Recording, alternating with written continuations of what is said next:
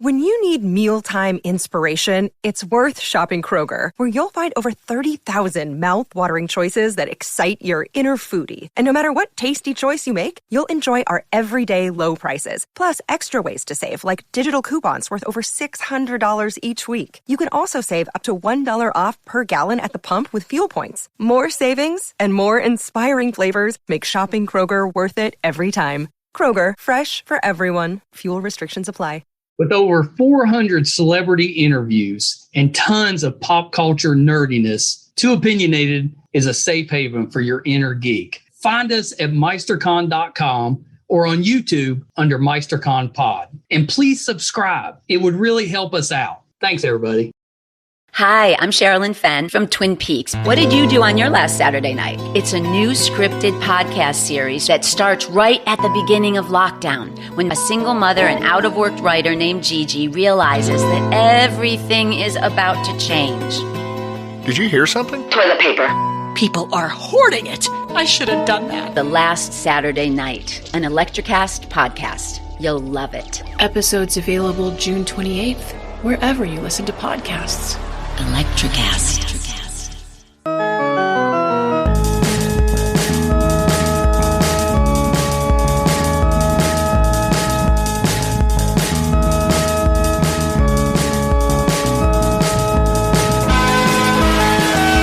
Hi, everybody. Welcome to another edition of Too Opinionated, where I'm absolutely just going nuts today. I'm just thrilled to death to be joined by actor Eric Roberts. So welcome, Eric. And you've got somebody with you. And I'm joined by my better half, Eliza Roberts. Eliza Roberts. Thank you both so much for coming in. And Eliza, you have been just wonderful with the emails back and forth and setting this up. I just appreciate it so much. This is a real thrill for me. Good.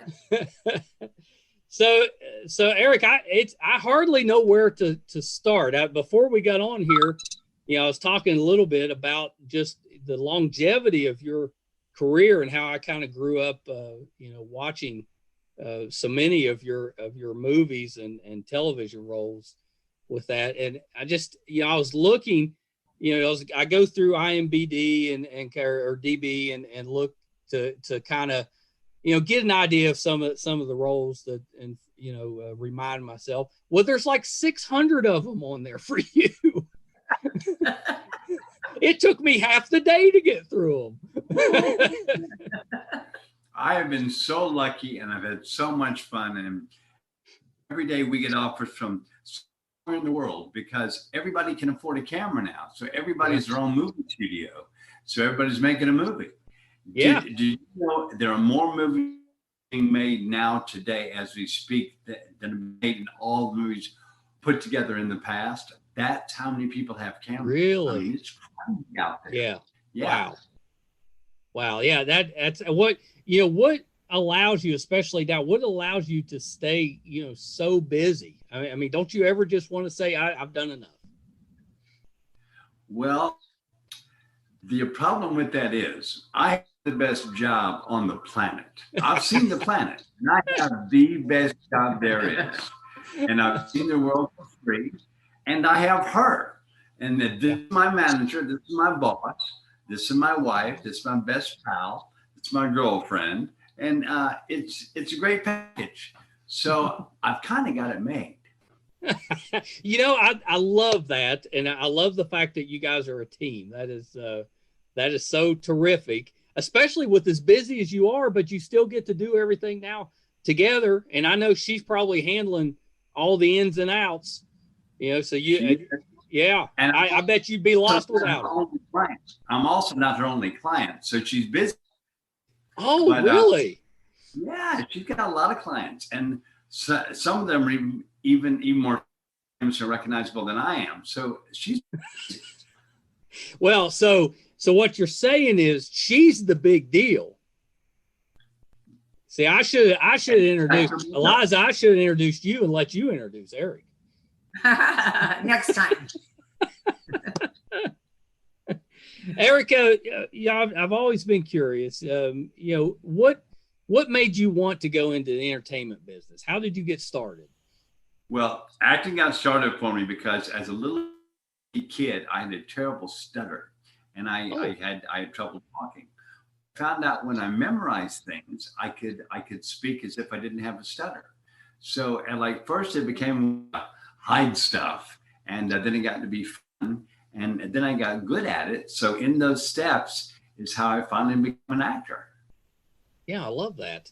I love that. I've always, we've talked to a lot of actors, and a lot of actors have overcome some type of, problem where it's stuttering or dyslexia, something, maybe it's just overly shy, introverted. Right. And I think that's really fascinating that you can, use acting as a way to kind of overcome, that obstacle and then turn it into a career. That's great. Well, that's what Singers happened. too. We just listened to Carly Simon's book, and she started singing because of a stutter. I didn't know that. Did you know that? Really? Yeah.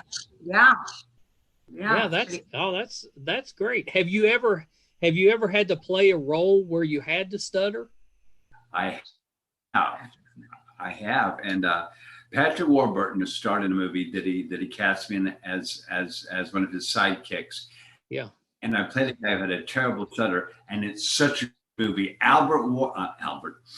Patrick Warburton is so fantastic in this movie, and it never got released, right? Well, it's findable. You can find it. It didn't get a theatrical release, but I'll find it. What's it called? It's called The Civilization of Maxwell Bright. The Civilization of Maxwell Bright. I'll find it. Yeah, find it. Well, he's so talented himself. He's a great actor. Well, so was that difficult playing that role where you had to stutter? Did that cause you any issues, going into that role? It brought back a flood of memories where I felt very vulnerable. Yeah. As a stutter, I felt very exposed. And so as far as acting goes, it's probably the most personal acting I've ever done. Right. But it did not upset me, but it did make me aware that, oh yeah, that's a painful memory. I forgot. That's right. Yeah. Yeah. Well, that's great that you were to the point where you can say, okay, I can open up a little bit and be a little vulnerable and do that. And I'm sure it's terrific. I have to see that one. That'll be a lot of fun. Well, the movie's great, because of Patrick Warburton, but it is a great movie. And I do stutter a lot in this movie. What was your first acting role? My first acting role was at 4 years old. I played a mute clown in a Christmas play. And the only thing really memorable about it is they moved the toy box that we all jump into at the end of Act 1. They moved that from downstage left to upstage right without rehearsal. So at the end of Act 1, I forgot being 4, and I run down to downstage left and run off the stage and fall on my face. Oh, no. And I got a black eye in my first production. Oh, it wasn't Babes in Toyland, was it? No, but it was close. Yeah. That was. I haven't done any acting, but the only acting that I've done was in Babes in Toyland in 5th grade. I was the second mate. And the only reason I was the second mate was because the first mate didn't have many lines, but the second mate got to talk like a pirate. And at that time I could do a little of that. So that was my, it didn't go anywhere. I was not discovered.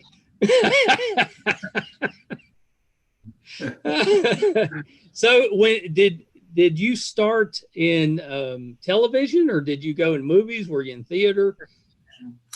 I started in the theater as an amateur, and my first job that I got paid for was on a soap opera, and I was on the soap opera for several months, and then they fired me because I read my dialogue and I didn't appreciate that. They told me to stop it, and I didn't, so they fired me. And Bozos. And I was 21 then, and then I got my first movie, and have been lucky ever since. Yeah. My first movie was King of the Gypsies. Yeah, I love that movie. I love that movie. And that came out, I was a 70s kid. So that was, Yeah, I was going to say it was. Everything with me, I relate to when Star Wars came out. So Star Wars was 77. Right. I knew it was after that. So yeah, so 78. But that's you were wonderful in that. Really good. And I was thinking, I think I did see that the soap opera was Another World that you were. Wow. Yeah. It I was remember really bad. those days. The days where every channel had a daytime soap. That was just because as a kid you hated it. You don't watch any of that you wanted the cartoons, but they were only on Saturday at that time. So yeah, King of Gypsies was great, and the one and I actually think I saw King of the Gypsies later. Probably after cable TV came out and they started showing some of those. The one I first remember you in was Star 80. With it was Mariel Hemingway, I think was the right. Yeah, that would have been 1983-ish. Yeah. Yeah. That's the one I really remember seeing you in, and that was a great movie. You were terrific in That's that one. one. That's a hard movie to watch, though. That's a hard movie to watch. It is. It especially, it just it was a group of I remember that one because it was me and a group of buddies snuck downstairs to watch it on HBO. So we were early teens and watched that, and it was a terrific movie, but it was a tough one to watch. Yeah, for sure. Man. Yeah, that and then of course, the one that all of us love was Best of the Best. And you did such a great job in that. And I wanted to ask you, did you study martial arts growing up? I was kind of half a martial arts anyway, but they made me look really good. Yeah. Yeah. That was a great cast. All those fight scenes are actually done like dances. We all know where we're going to be, when we're going to be there. Really? They're not improvisational. They are planned out to every motion's planned out. Yeah. I always loved that scene with the I don't know the full quote, but where you're trying to get back on the team. This is all I know, that scene.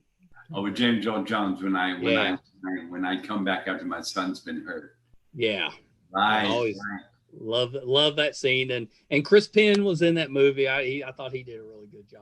I know we miss Chris. Yeah, for sure. Yeah, he was very very talented. And then of course you did the sequel, which was a lot of fun too. Did they didn't approach you for a Best of the Best 3? We'd have watched. They approached him. Yeah.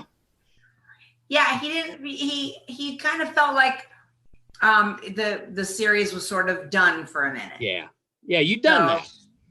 Yeah, kind of. But I don't know. Maybe now that it's now would be like. It'd be just like they're redoing the Rocky movies. Now you come back and now you're the trainer, you're the coach. Yeah, we call Philip Reed. Yeah, we should start a letter writing campaign. Well, get ready because once this airs, the phone's going to be ringing. Yeah, exactly. We could make that happen. We got that. You could be in the James Earl Jones role. It'd be perfect.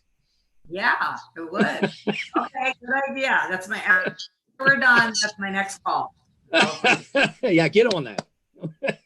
Let's make that happen. So Eric, you're we talked a little off camera. You're working with just the best one of the best friends we have, Jennifer Nash, is doing an audio drama called The Last Saturday Night that we're lucky enough to help produce, and you're a part of that. And I just wonder if you could talk a minute about what attracted you to the script and the role that you're going to play in it. Well, let me let somebody who's better at the verbality than I am talk about this. Okay, yeah. Let's do it. Well, Linnell approached us and introduced us to Jennifer and you. Yeah. And first of all, if Jennifer Nash wants to do something with you, you do it. Yeah. She's just a winner all the way. I mean, there's just the sensitivity, the artistry, the intelligence, the whole vibe of her. Yeah. It's kind of like old school Hollywood meets the future.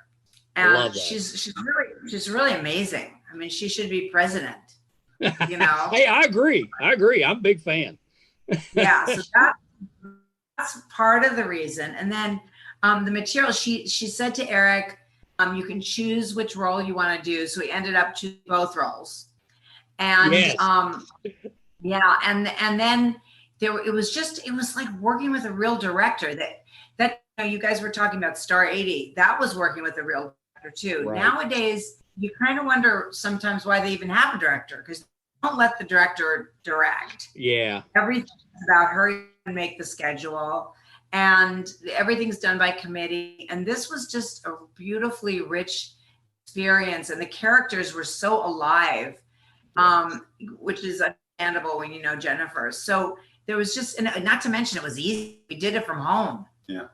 You know, right. You can't beat that. You can't beat those gas prices. So that was amazing, awesome.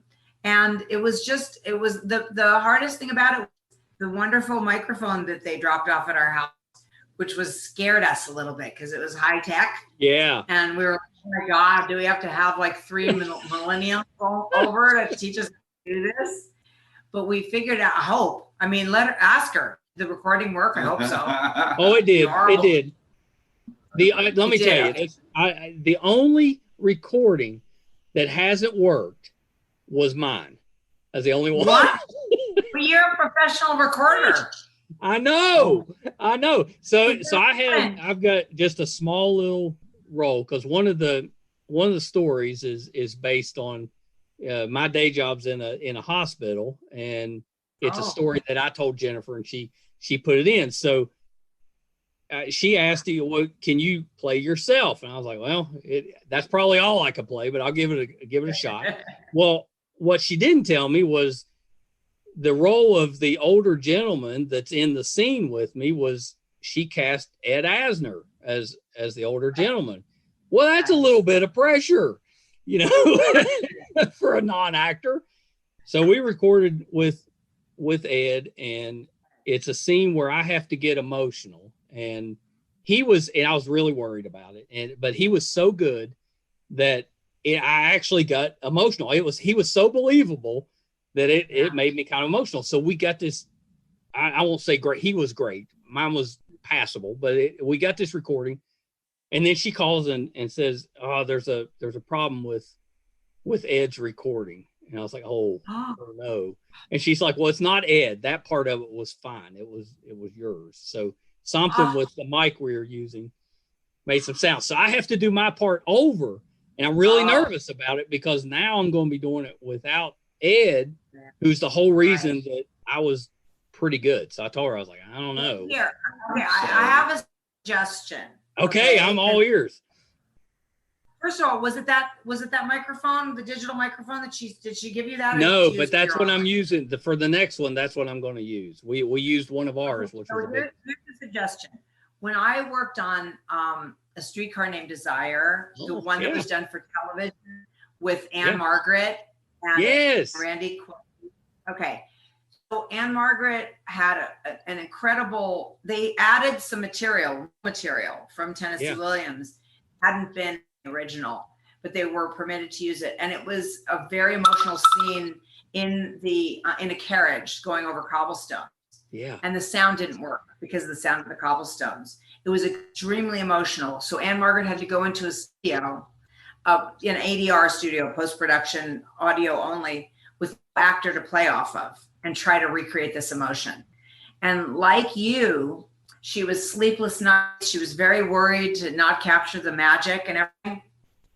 So what they did was they played, just for rehearsal, they played the audio, even though it was crummy audio, you could hear it enough of the other actor to get her into the framework. And then the person who read with her gave it as much as they possibly could. And actually her work was even better in that controlled environment. Yeah. So, you get to do as many takes because you want, first of all, maybe they can play Ed's side for you and you play off of that. Yeah. And Jennifer can record, you can record yourself. What do you think about that? I love that idea. I think that's absolutely what we'll do. And remember, it's how it sounds. You don't have to really be there. You just sound like you are. That's right. I don't agree with that, but Eric wants to say that. That takes a lot of pressure off of you if you think that way. It is good. I've got such a respect for what you do acting wise, because it's difficult. No, it's very, very hard. I mean, I'm playing myself in a role that basically, I wrote, or I told Jennifer that, and she put the dialogue to it, but it's just me. And it was really just so difficult. I'm so impressed with how difficult a job. And you say it's the best job in the world. I have no doubt, but it's not an easy job. No, it's not. And the better an actor is, the easier it will look. So as you watch an actor, it looks really easy because they're in control. But you give somebody who's not comfortable, it does not look so easy. Yeah, you're exactly right. And I love that you, Eliza, that you mentioned how good a director Jennifer is, because she's directing basically remotely. I know. But she's really good. She's really good. She's just the best. We've been lucky enough. Her son has come to stay with us for a few weeks, and that's just been great. Yeah. And you can tell that he's her son, because he's just a great kid. So that's been a lot of fun. Jennifer, I'll tell you a real quick story about Jennifer. She was our very first guest on the podcast. So we had this entertainment website and Facebook presence, and it grown a little bit of an audience. And my son decided he wanted to start a podcast, and we really didn't know how to do that, but we decided, okay, we'll try that. And around that time, I saw that Jennifer was doing some writing. It was, and she was looking for ways to promote what she was writing. And I was just a huge fan of hers. I loved her on Star Trek and just Full House and all the stuff. I was just a big fan. So I sent her a note on Facebook and I said, hey, we've got this website that we could help you promote that if you want us to. I said, we'd be happy to do it. Well, she called. She picked up the phone and called, which just floored me. I was like, I was expecting no response. She called, and we talked for about an hour. And I told her, we're trying to start this podcast. And she said at that time she was in Pittsburgh, and she said, well, I'll drive down and do the podcast. So it was a 3-hour drive, and she didn't know us. She'd never met us. She said, I'll drive down, do the podcast, and cook you guys dinner. What a sweetie pie in the world. Wow. And so she did, and that was, and she was wonderful, and the food was wonderful.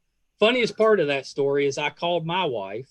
I called her and I said, Jennifer Nash is coming over tonight to cook us dinner. And she was like, who in the world? I'm bringing this actress home. She's going to cook us dinner, and so. Funny. But we've just been really close since then. That's just type of person. Did she show up like with a bag of groceries and stuff? She did. She came, and it wasn't just it was a meal. It was a seafood type of dish. Yeah, it was just amazing, and just couldn't have been nicer. I love this story. Yeah, I can't imagine anybody doing that.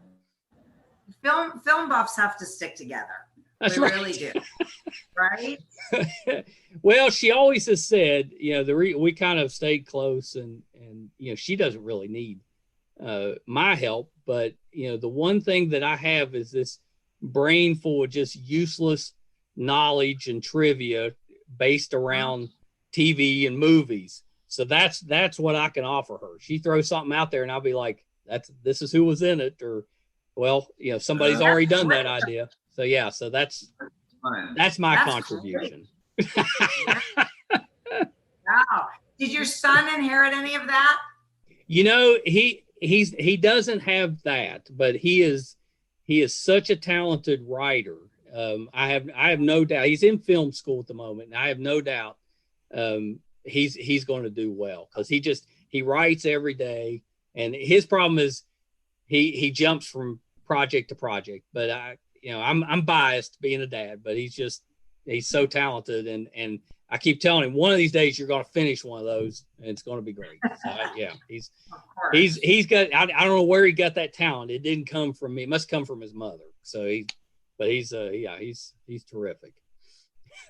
I was going to ask you, Eric, because you come from such a talented family, and I know your daughter is very talented, and what did your parents do? Because they obviously had some type of creative genes that they were passing on to you. What were they involved in? They ran a young people's acting school called the Actors and the Writers Workshop from 1962 to 1972, and that's all my growing up. And we were sponsored by the Martin Luther King Foundation, and we had a showmobile, and we toured the underprivileged areas all week, all around Atlanta.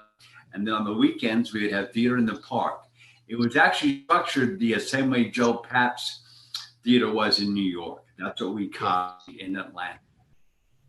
Yeah, I knew it had to be something where you were around some of that growing up, because it just, I was doing 6 to 10 plays every year of my life. From time I was 4 or 5 years old up until I left home. Yeah, that's amazing. So my son said to make sure that I mentioned his favorite role that you were in was you played the Dark Danny in Danny Phantom. He said, "Oh, right."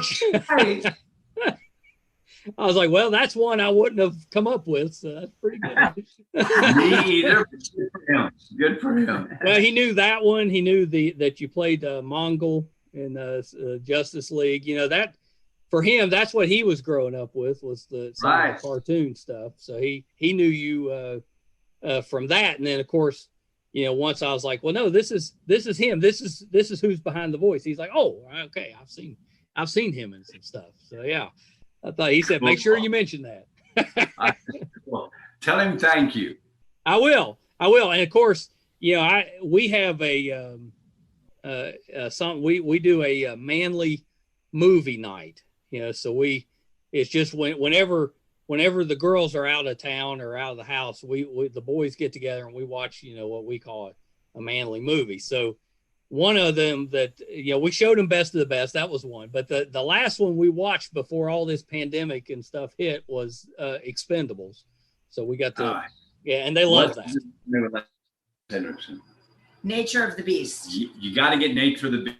You guys will love that. All right. Nature of the Beast. It's a good man night movie. Yeah, absolutely. Yeah, I'll put that on the list, because we're still being careful, but we're at least allowed to be in proximity to each other again. Right. We'll do that. We'll have a great time with that. Nature of the Beast. I'll remember that one. Well, everybody has their kind of pod of people who are careful, so it's expanded a little past just the person you're quarantining with, right? Yes. A little bit of family and friends, and I think that's okay if we do it right. That's right. You just have to be careful. We're lucky enough in this area. We've got, the 4 kids. We've got 3 grandkids. My parents, they're all right here. So we've got that little circle we've tried to stay in touch with, although, there's not a lot of hugging going on, but we're at least able to. No, exactly. You have grandkids? I've got 3.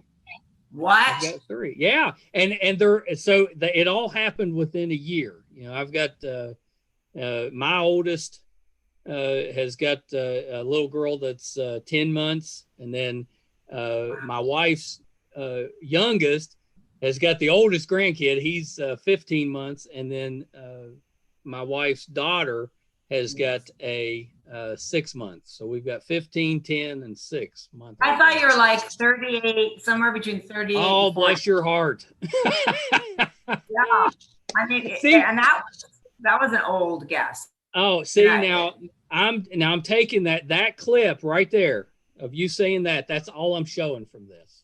That's it. Well, we have a 19-month-old granddaughter named Georgia. Yeah, we have a congratulations. Yeah, they're the best. Grandkids are the best. You can spoil them and send them home. Yeah. Yeah, ruin it for the parents. That sounds really cute though, because you got babies. That's really cute. Yeah, and I've had the best time. I've just had the best time with them. But they, we went a couple months where we weren't able to see them other than maybe through a door. We know. So hard. Yeah. So hard. Us too. My granddaughter lives across the street. Yeah. Oh. And the girls were, and they didn't let us see her, and they were right, but God, that's hard because you got to figure every day of their life is a milestone. I mean, you're really missing stuff. Yeah. Crazy. Yeah. Our granddaughter still has a little bit of trouble with new people because all she knew for several months was her parents. Totally. And that's, listen, let your kids know that's very normal. A lot of the kids, because they had play dates and no other people, that stranger anxiety is coming at different stages, and it's kind of sticking. It's lasting a little longer because they're just not used to the whole acclimation. Just think about it. Before COVID, kids would go to the supermarket, they go to the gas station. They're seeing people all the time. Right. So it's a very bizarre, different. It's a very confining. It's like growing up in jail, basically. Yeah, I mean, it's just really it's different. Really strange. Yeah. And they were already, that generation is already kind of isolated anyway because of the technology. Everything's like, yeah. Right. Yeah. I worry about them. It's not like when we were growing up and, your parents kicked you out of the house in the morning and, let you back in for dinner, Dirty, yeah. Oh, the good old days.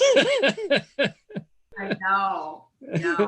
Eliza, there's all those commercials on about social anxiety. Yeah. When they say, do you suffer from social anxiety? It's like, who doesn't? Everybody does now. That's right. That's part of the reason I loved the last Saturday night, because it gets into some of the difficulties that we've had and just the strangeness of the situation. I think people will really enjoy it. It's been a lot of fun. Yeah. Now, Eliza, I was going to ask you, do you get back in front of the camera at all anymore? Oh yeah, she does all the time. And now, for some reason, I think probably actresses who can afford to still turn things down and wait out the virus. Right. They must be saying, "Oh, I'm working all the time now." All of a sudden, all kinds of roles. So it's been fun. Yeah, I've never stopped. That's my first love. You're in right. See, you guys are a good match. Then you're taking all the roles out there, all of them. I think that's great. Yeah, that's such a blessing, to do something you love and just to, I especially love that you do such a wide range of genres. You don't just do one thing. You do them all. I just think you have to be really talented to do that. That's really wait till you see Nature of the Beast. It's a good one. I'm excited about that. That's going to, because we're looking for stuff to watch right now. Yeah, we are too. She did it too. Oh, all right. Well, that was my next question, if you guys have acted together. So many. In fact, it's almost uncountable. Well, did you meet that way? Did you meet through acting? Actually, no. We met on an airplane, and we're both reading scripts, and and we closed the scripts at the same time, so we kind of had to talk. And we talked about writers and who wrote what. She asked who my favorite screenwriter was. I said, one guy, David Rayfield. He wrote all the Streisand, all the Redford hits, blah, blah, blah. The way we were, blah, blah. She goes, oh, I know. He's my father. And I said, wow. Yeah. Oh, that's amazing. Yeah. Who knew? Well, what was that like growing up around that? Because, that's so talented. Those are some of the best movies. Yeah, 3 Days of the Condor, he wrote. Loves 3 Days of the Condor. Yeah. Who doesn't? Yeah. Yeah, amazing movie. That. It was all I knew. So It just seemed like regular parents, only with weird jobs. That one thing was there was a lot of anxiety because they always thought they were never going to work again. You know, it's just part and parcel of being in show business. I was always begging them to quit and become teachers, and they just give me a funny look, like, you know, no, kid, ain't gonna happen. You don't get it. But I was like, oh, you know, our teacher's leaving. Maybe you could get a job at the school. And they're like, oh, okay. Other than that, but it was great. When I came to appreciate it, my mom and my stepdad wrote sitcoms. And so hearing them go around with the voices of Don Adams for Get Smart and stuff, that was Van Dyke, Smart, All in the Family. That was fun. Yeah. My goodness. What a legacy. So those sitcoms, when this will date me a little bit, but when cable TV first came out and it was basically just TBS and Chicago, they showed all of those sitcoms. That's what they were showing in reruns, just, you know, all the time. So I grew up, you know, with all the 60s and 70s sitcoms, and shows like Get Smart, that was just playing all the time. So I love those. Yeah, they're really amazing. I mean, when you really look at it, and Bewitched and everything, when you look at it now, you realize it may have seemed like fluff at the time, but it actually was not. And if you knew the writers, which of course I did, because that was our, you know, our world. Yeah. These are brilliant people. Well, Ed Asner and my mom were really close. Best friends. And I cast Ed in a short film that we just finished just before COVID. And we've known each other forever. I mean, we know each other really well. But you know, that whole world, all those people Ed is irascible and pretty impossible you can't control him. Right. But that whole group of actors and writers, they're brilliant. I mean, you know, we're losing them. I know we are. Yeah. That's such a good point. See, I pride myself on the research I do for these interviews, and I had no idea. You had that connection. That's fun. It's fun to tell you then. But that's like I'm a fan first. So that's so exciting. That's incredible. And Eric, you made a really, really good point about those actors and that we're losing them. One of the things that I'm hopeful that we get, you know, one of the positive things that I hope we get out of this whole crisis and pandemic is that we get away from, you know, the huge, you know, blockbuster movies that are centered around special effects, and we get back to some of the writing and the acting that I grew up on, because I've always thought that it was just better at that time. And maybe that's just a bias, but that's always what I've believed. No, you're absolutely right. Well, it's both. It's a fact and it's a bias. Yeah. Okay, that's fair. That's fair. I love taking my father is 80, and we love going to the movies together, and it's always the older generation of actors that we enjoy going to, because they can really act.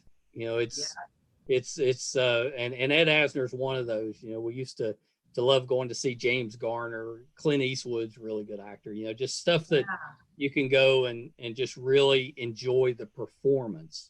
And I hope we get back to that. Yeah, I think we will. Yeah, I do too. Fingers crossed. Two movies for you. Okay. Love is a Gun. And Love is a Gun. Nature of the Beast. They're very different. All right, I'm gonna check them out. Yeah, because I'm such a big fan. I'm excited to see those.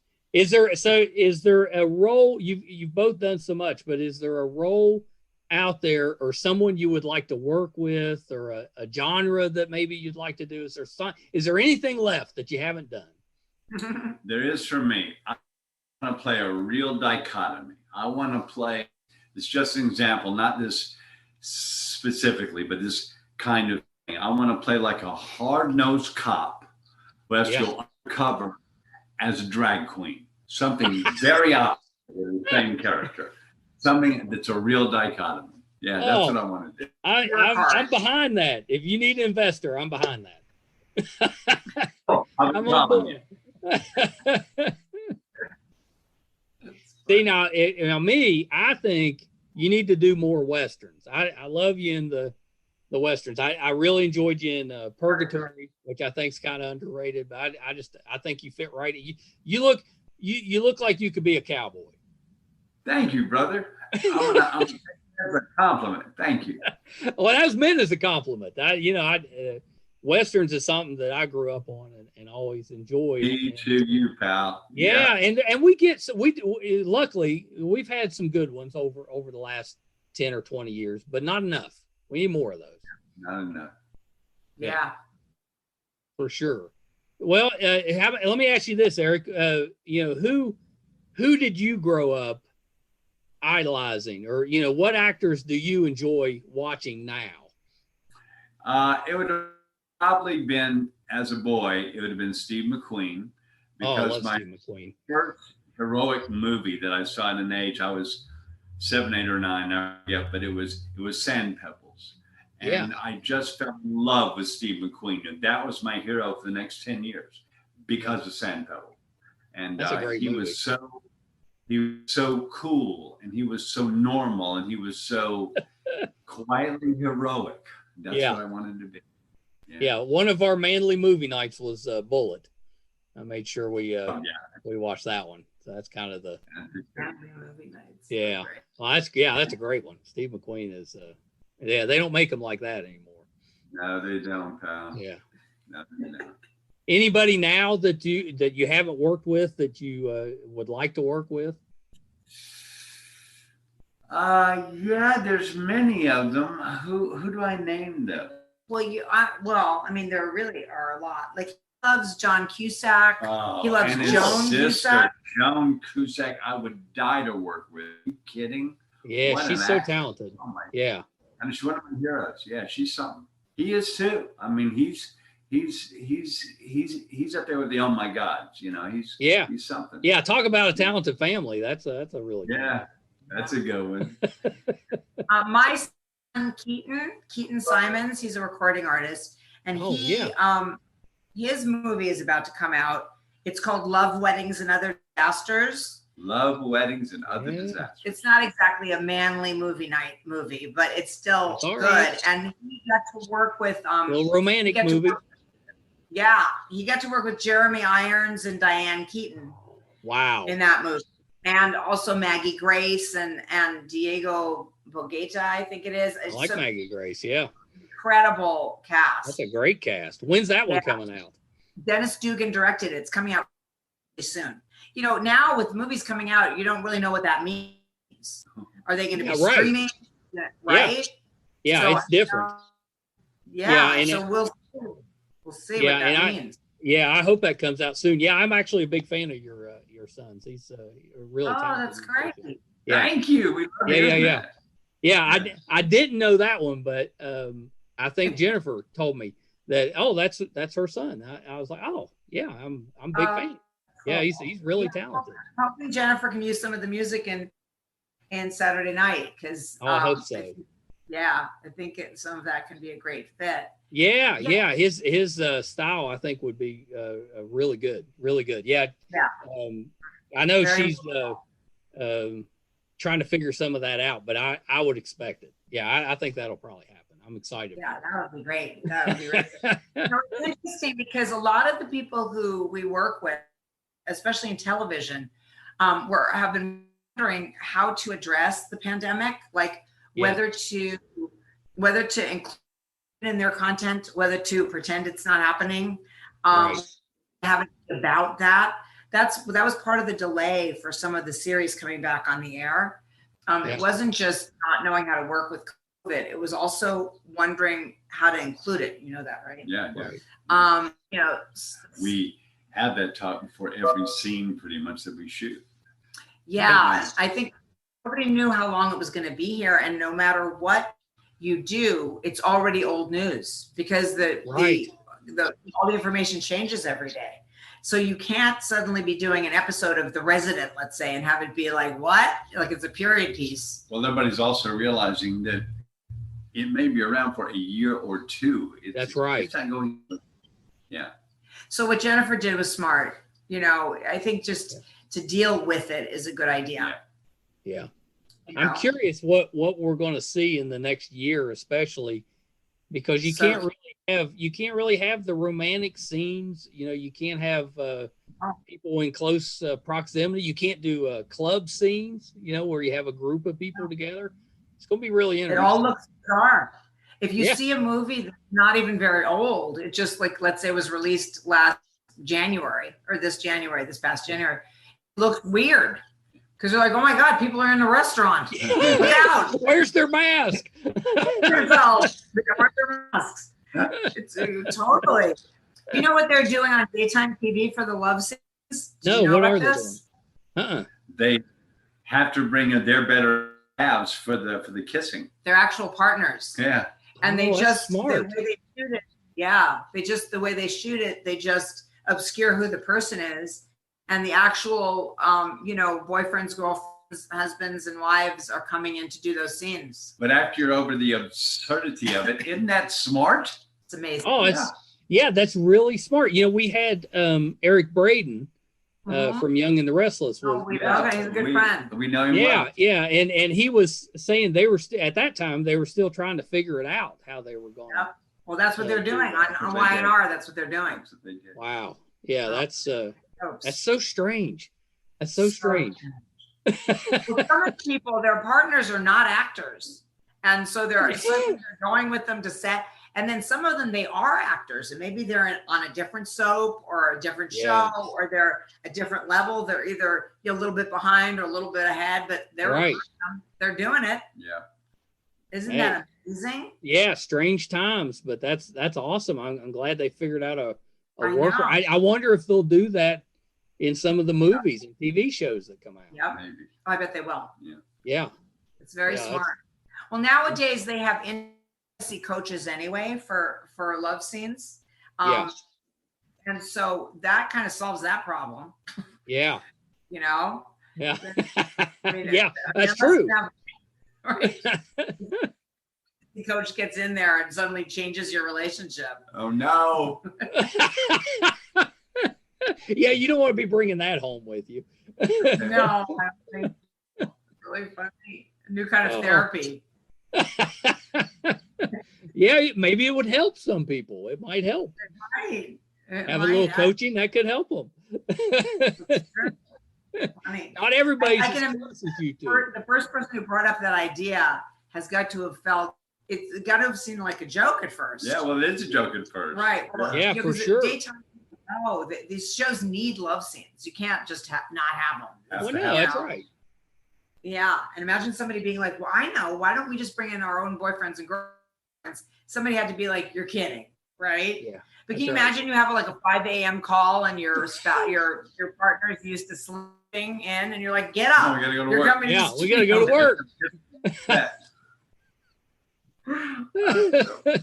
Well, so does that doesn't count, right? Like if you're doing, I'm learning this stuff. So if you're doing those type of roles, you're not technically, you can't apply to be a SAG actor unless you have lines.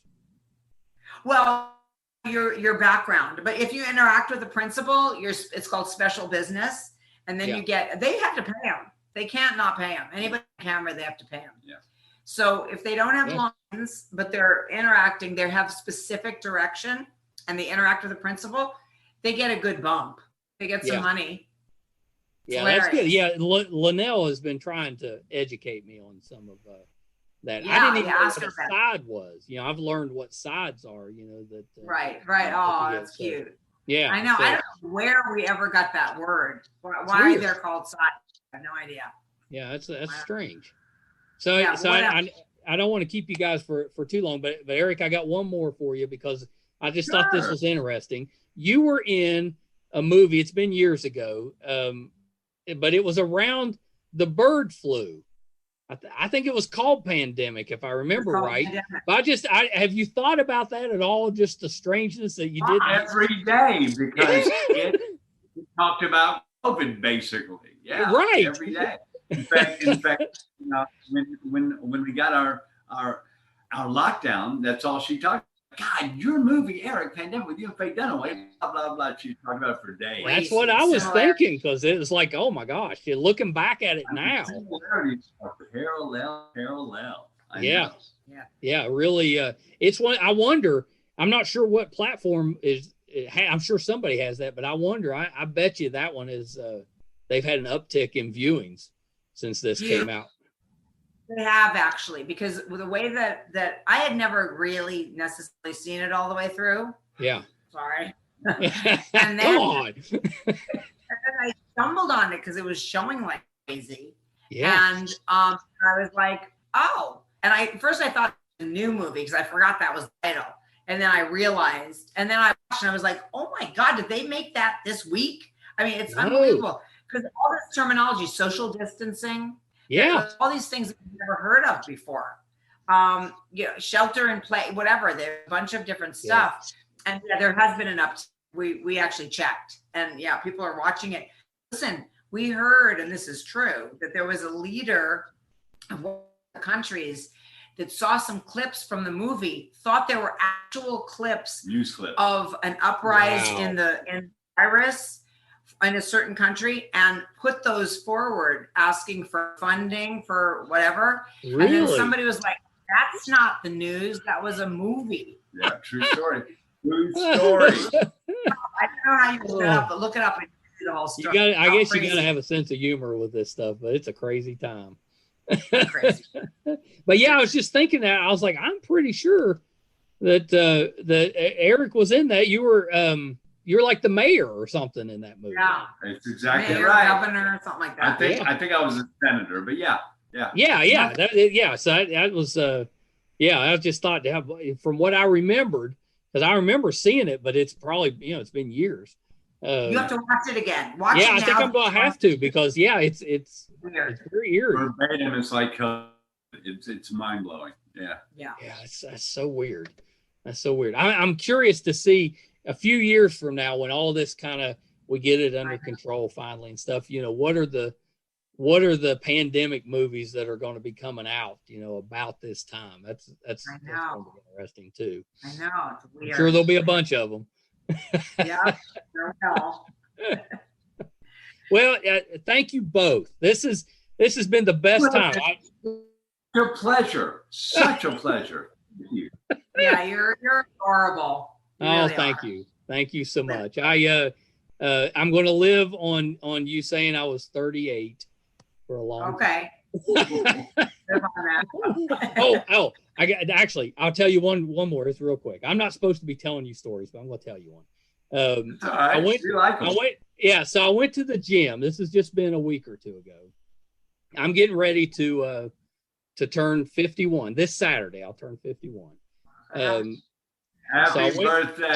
Thank you. I wasn't fishing, but I was a little. So I went to the gym, and the guy behind the desk says, "Oh, you're 50." And I said, "Yeah." And he said, "Well, you look younger than I am. I'm 38. So I go into the gym, and I'm like, "Oh yeah," I was all pumped up. I was thinking, I'm feeling good. So I'm doing my squats, and I get a tap on my shoulder, and I turn around, it's this little old man, and he says, "Guys our age, we shouldn't be lifting that weight by ourselves." And I said, "Well, sir, how I said, "How old are you?" And he says, 90. I was like, literally 2 minutes. It was like 2 minutes after I was feeling good. I was like, well.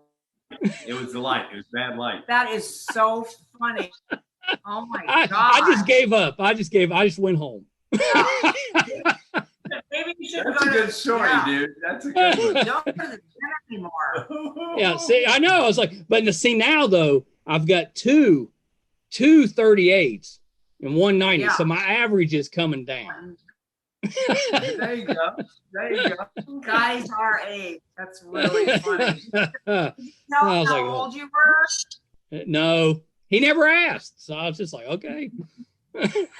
He knew how old you were in his mind. In his mind, I was close to 90, I guess. Wow. Well, thank you both. This has been so terrific. Such a pleasure. Yeah, I put up, I always put up ahead of time who's coming on the show, and I put you up that you were coming on, and we have got the best responses. I mean, you've such a following. I love hearing that.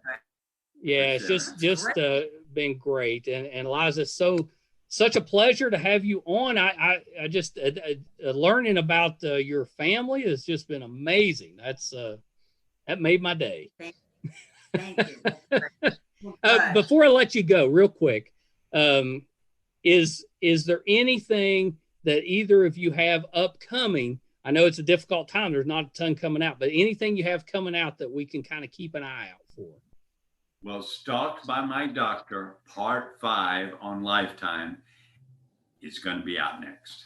Yeah. Oh, all right, great. And we did a movie together called Andronicus. It's a short film. Okay. That's going to be intense. I think everybody should see that too.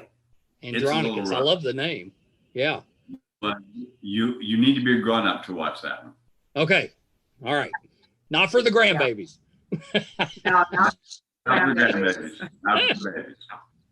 Is there anywhere social media wise that if people want to find out more about what you're doing, where can they go?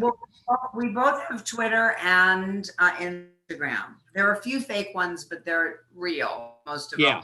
So it's at Eric Roberts or at Eric Roberts Actor, and of course that's Eric C. And mine is Mom Eliza Roberts. Oh, I love that. And then also he has 2 Facebook pages. One is personal, but you can't be friends anymore because it got filled up. Yeah. And the other one is a fan page, but we actually run the fan page, so it's real. Oh, that's great. So that's great. Do you answer reply? Whatever messages or anything that's sent to you? Try. Sometimes it's a lot. Because like for instance, the one that filled up is 5,000. Fill it up, and it filled up fast, so it's a lot. But we really do try. That's awesome. That's awesome. I think that's commendable, because that takes a lot of time. One more before you go. I just thought of it. Do you do the, I know you're not doing it now because there isn't any, but do you do the convention circuits? Do you guys go around and travel to some of the shows? Yeah. Definitely. Not now. And who knows? They're doing some virtual ones. They're simplifying them because we tried to do a virtual one and it was really hard. It was too many. It was too electronic, Yeah. But we're going to do those when they get a little easier. But we missed those. I brought that up because Brett and I, that's part of what we do is we travel and do those as press, and then we'll put those, clips and stuff on our show. So we'll have to keep an eye out. Maybe we can come meet you in person. That'd be great. For sure. Yeah, for sure. Once we're back to doing it, definitely you'll find us. We do a lot for Doctor Who, and we do general ones. We do a bunch of them. Yeah. Oh, I didn't even ask you about Doctor Who. Oh my gosh. My stepson absolutely loves you as the master. That's I should have well, at least I got it in. Because you got it in. He must be very smart because Doctor Who is very complex. It really is. Yeah, it's when I was growing up, it was the 4th Doctor. Back in the 70s, he had the scarf or whatever with that. But my the kids, it's been more from the 90s on. So he knew exactly who you were because he's got the books, with all the trivia and stuff in there. He knew. And I think it's funny how each of them related to what you've done. We've all got different points that roles that you've played that were like, that's how I know it. So that was, I'm glad I got that one in before we left. Good. Us too. Well, thank you both, and stay safe. And I'm looking forward to listening to the end result of the last Saturday night. That's who knows? Maybe one day we'll all be able to get together and celebrate as a group. There we go. Yeah. With over 400 celebrity interviews and tons of pop culture nerdiness, Too Opinionated is a safe haven for your inner geek. find us at meistercon.com or on YouTube under MeisterCon Pod. And please subscribe. It would really help us out. Thanks, everybody. I'm looking like this because, oh my gosh, Eliza Roberts, Eric Roberts. I mean, just wow. Probably one of my favorite interviews ever. Definitely a bucket list. I've wanted to meet Eric my entire life. That's definitely been one of those bucket list actors that I was just so excited to meet. And just, shame on me for not knowing more about Eliza's background, because that's amazing. I will definitely be reading up on that. So I got a little bit of an education on this one. That's okay. I love it. I love it. That's they were so nice. And Eliza's been handling the scheduling for this interview and the work that Eric's done on last Saturday night, and she has just been amazing to work with. So just love it. Please. Once you're done watching this interview, check out the last Saturday night. We're so proud of it. It's got just an absolutely amazing, just an amazing cast. It's written by Jennifer Nash, Ed Asner, Eric Roberts, Sherilyn Fenn, Allison Dunbar, Vincent Ward, Jennifer Elise Cox. I could go on. Belle Adams. It's just an amazing cast. So please check that out. We're so proud of it. And of course, you'll have to sit through my brief appearance, but hopefully that doesn't scare you off from the rest of it. It's going to be great. So well written, so well acted. So enjoy that. Please check us out on our website, meistercon.com. Check us out on Facebook under MeisterCon. We are very aware that you've got plenty of options of what to watch and to listen to. So we're so grateful that you choose to spend a little bit of time with us each week. So thank you. Thank you very much. We are in the process of building our podcast studio. We have bought the building. We are just fixing up the inside, and we'll get to move in. If you would like to contribute or to help us with that, you can go to patreon.com/MeisterCon. You can get some bonus content, some early access for your trouble. Thank you again, and we'll talk to everyone real soon. Bye, everybody. Eric Roberts. Wow.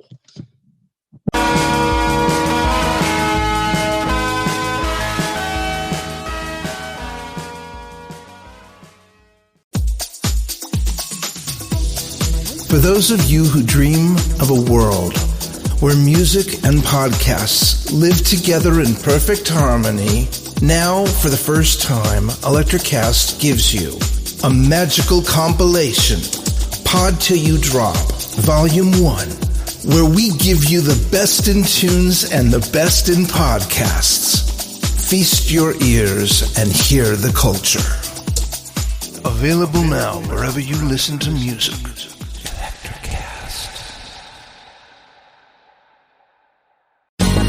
Ever thought about starting your own podcast? Do you have a business or a message you want to share with the world? Well, now it's easier than ever with ElectraCast. Hi, I'm Mark Netter. And I'm Peter Rafelson. We're the founders of ElectraCast Media. Whether you want to start a new podcast or already have one, join ElectraCast to grow your audience, monetize your content, and build your community. With our simple sign-up, you get free promotion, world-class analytics, premium ads, and personal support. Go to ElectraCast.com and join our community today. ElectraCast. Transform your influence. ElectraCast.